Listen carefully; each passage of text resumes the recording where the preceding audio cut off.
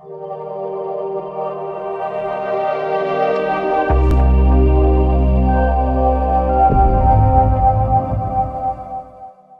Friends, आप सभी का आपके अपने YouTube चैनल डिस्कवर राजस्थान में स्वागत है।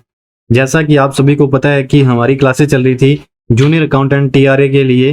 हम लेंसेज का जो टॉपिक है वो कंप्लीट कर रहे थे। तो हमने पहले उत्तल लेंस के बारे में जान लिया था।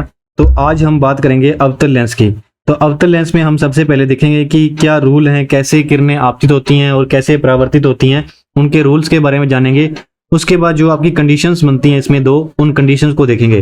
तो मैं सबसे पहले आपको रिक्वेस्ट करूंगा, यदि किसी ने पहले पुरानी वीडियोस नहीं देखी है लेंस से रिलेटेड, वो देख के आए, तभी आपको अच्छे से समझ में आएगा। तो हम चलते हैं हमारी क्लास की ओर। तो आज हम पढ़ने जा रहे हैं अवतल लेंस से प्रतिबिंब का बनना। अवतल लेंस से प्रतिबिंब का बनना। अवतल लेंस से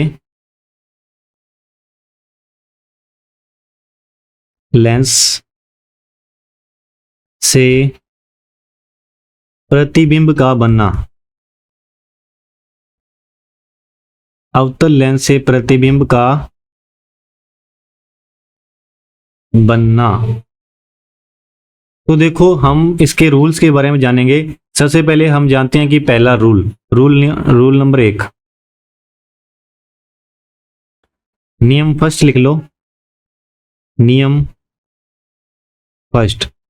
अब देखो इसमें क्या है, नियम फर्स्ट में जैसे ये हमारी क्या है, ये हमारी होगी मुख्य अक्ष। ये क्या है, हमारी मुख्य अक्ष।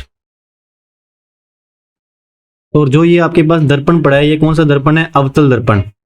अवतल दर्पण का क्या होता है, बीच में से ये क्या होता है, पतला होता है। ये कौन सा दर्पण है, हमारा अवतल दर्पण।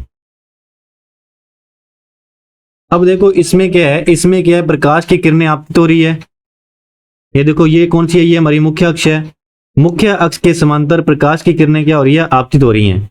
ये वाली दोनों किरणें हैं, मुख्य अक्ष के समांतर हैं, और प्रकाश की किरणें जो आपतित हो रही हैं, जब आपतित होगी तो यहाँ पे लेंस के पास पहुंचेंगी, तो यहाँ से इसका क्या है, माध्यम चेंज हो जाएगा।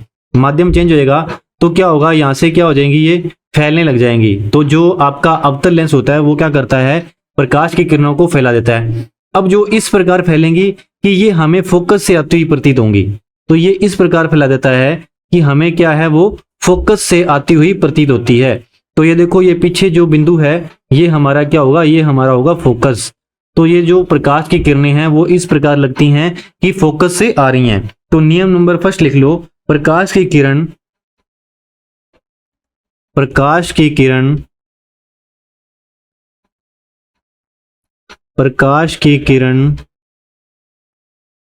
जो मुख्य अक्ष के समांतर,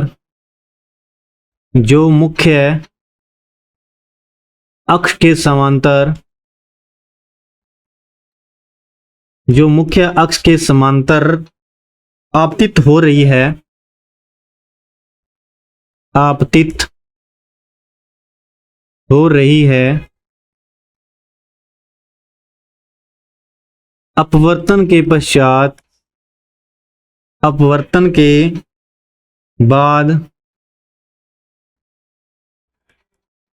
अपवर्तन के बाद फोकस से गुजरती हुई प्रतीत होती है।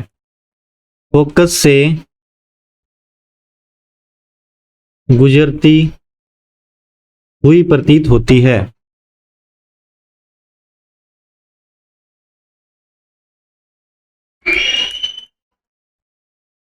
देखो, ये जो प्रकाश की किरण है मुख्य अक्ष के क्या आ रही है, समांतर आ रही है। यहां से परावर्तन हो गया। तो अब देखो, ये परावर्तन होता है तो हमें ऐसा लगता है कि ये फोकस से आती हुई प्रतीत होती है। कहां से आती हुई प्रतीत होती है, ये आपका बिंदु है जो फोकस बिंदु है। तो फोकस बिंदु से आती हुई प्रतीत होती है। ठीक है, तो थोड़ा सही करके बना देता हूं आपको। देखो, ये कहां से प्रतीत होती है, आती हुई, हमें फोकस से आती हुई प्रतीत होती है। इस साइड भी और इस साइड भी। ठीक है, तो अब हम चलते हैं हमारे रूल नंबर 2 पर। तो नियम हमारा क्या गया, नियम नंबर 2। अब देखो, नियम नंबर 2 में क्या होता है, जब प्रकाश की किरण क्या होती है, फोकस की तरफ आती है। जब प्रकाश की किरण जैसे ये इस तरफ से आ रही है, ठीक है, ये प्रकाश की किरण क्या है, इस तरफ से आ रही है। इसमें जो एरो के चिन्ह है वो इस प्रकार कर लेना। जो प्रकाश की किरण है, क्या है, प्रकाश की किरण फोकस की ओर आ रही है। तो फोकस की ओर आती है तो जैसे ही यहां से क्या होता है, इसका माध्यम चेंज होता है तो ये क्या होती है, मुख्य अक्ष के समांतर हो जाती है। तो मुख्य अक्ष के क्या समांतर हो जाती है, मुख्य अक्ष कौन सी है, ये वाली हमारी क्या है, मुख्य अक्ष। तो जब प्रकाश की किरण फोकस की ओर आती हुई प्रतीत होती है, जब प्रकाश की किरण फोकस की ओर आती है तो वो क्या होती है, अपवर्तन के पश्चात क्या होता है, मुख्य अक्ष के समांतर हो जाती है। तो ये लिख लो, फोकस की तरफ आती हुई, फोकस की तरफ आती हुई, फोकस की तरफ आती हुई प्रकाश की किरण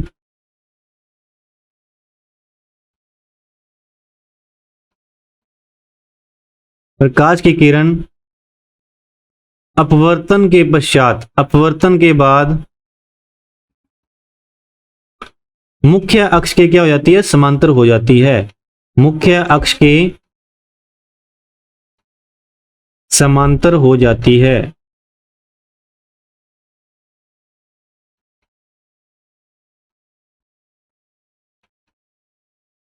ये आपका नियम नंबर 2 था। क्या हुआ कि जो प्रकाश की किरण है फोकस की ओर जो आती हुई प्रतीत होती है वो क्या होती है, अपवर्तन के पश्चात मुख्य अक्ष के क्या होती है, समांतर हो जाती है।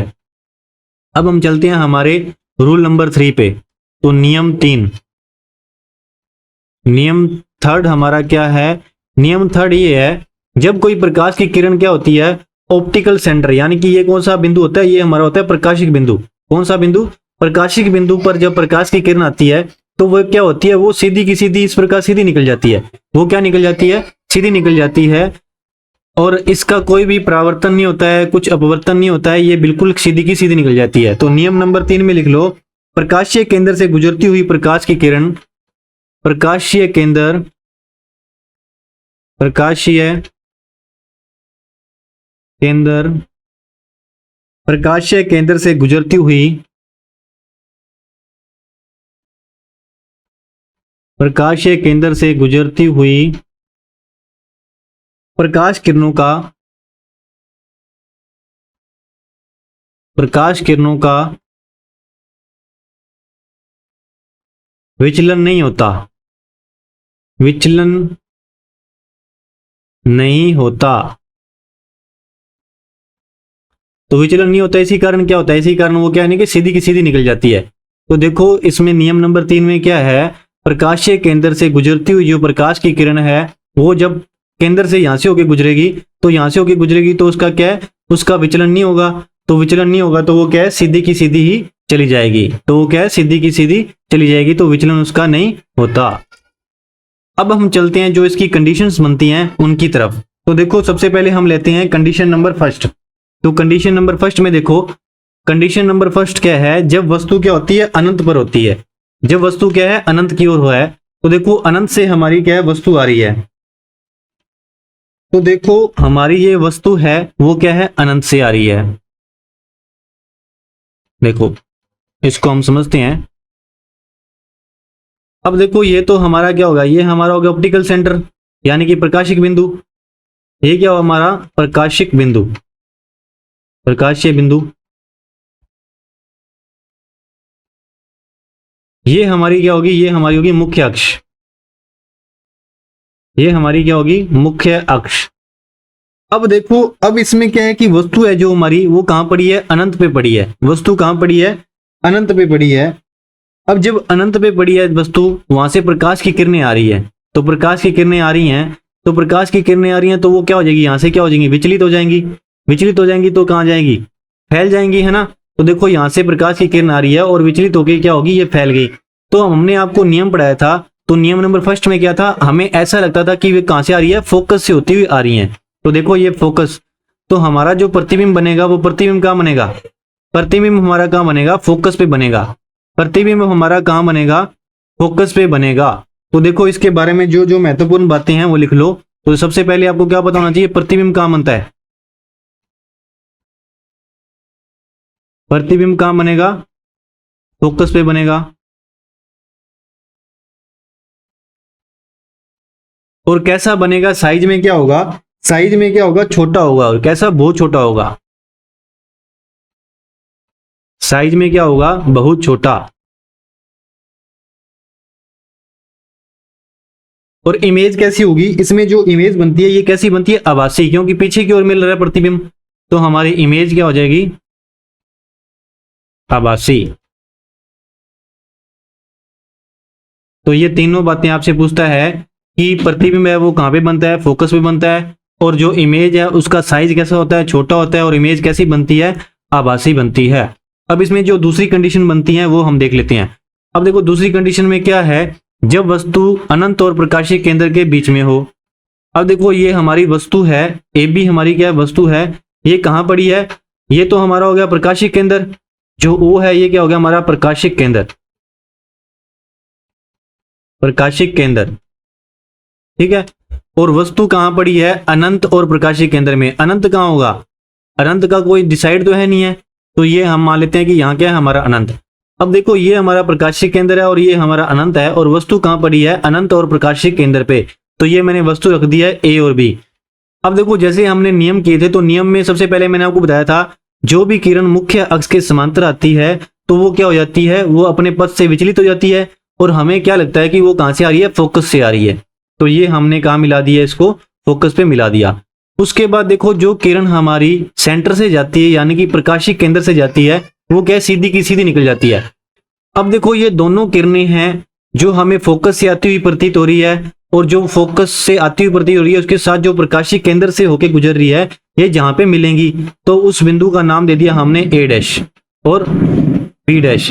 तो इस पे जो प्रतिबिंब है वो हमारा प्रतिबिंब कहां बनेगा, जहां से ये किरणें मिल रही है वहां हमारा क्या बन जाएगा, प्रतिबिंब बन जाएगा। तो देखो प्रतिबिंब कहां बन रहा है, ये जो फोकस और ऑप्टिकल सेंटर के बीच में बन रहा है। तो इससे जो हमारे क्वेश्चन आते हैं वो देख लो। तो सबसे पहले हमें क्या बताना चाहिए, हमारा प्रतिबिंब कैसा बनेगा, प्रतिबिंब बनेगा आभासी, आभासी प्रतिबिंब बनेगा। और प्रतिबिंब का आकार कैसा होगा, साइज कैसा होगा, साइज देखो पहले जो वस्तु थी वो हमारी इतनी बड़ी है और प्रतिबिंब का आकार क्या है, छोटा है, तो प्रतिबिंब का साइज क्या होगा, छोटा। और प्रतिबिंब की लोकेशन क्या है, लोकेशन क्या है प्रतिबिंब की, फोकस और प्रकाशिक केंद्र के बीच में, फोकस और ये तो हमारा क्या हो गया, फोकस हो गया, और ये हमारा प्रकाशिक केंद्र हो गया, इसके बीच में इमेज बन रही है। तो लोकेशन क्या होगी, फोकस और प्रकाशिक केंद्र के बीच में, प्रकाशिक केंद्र के बीच में, ठीक है। देखो आभासी प्रतिबिंब बनेगा, और प्रतिबिंब कैसा बनेगा, सीधा बनेगा, कैसा बनेगा, सीधा।